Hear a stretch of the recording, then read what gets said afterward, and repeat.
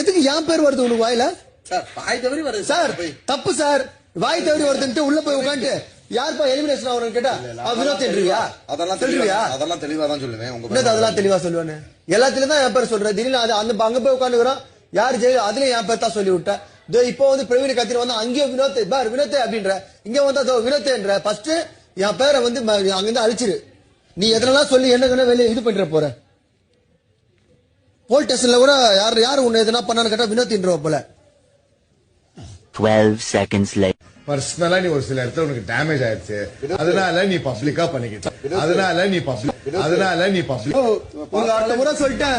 நீ என் பேரை சொல்லிருந்து வச்சுக்கிறேன். பயங்கர டென்ஷன் ஆயிடுவேன் சொல்லிட்டேன். நாமினேஷன் எல்லாம் பண்றேன். என்ன பேசுறாங்க என் பேர் சொல்லிக்கிறேன். நீ எவன் வந்து பேசுறாங்க வினோத் என்ற நீ பாசத்துல என் பேர் வருதா இல்ல திட்டினாலும் என் பேர் தான் சொல்லிட்டேன். பாத்துக்கோ இதோட பைனல் உனக்கு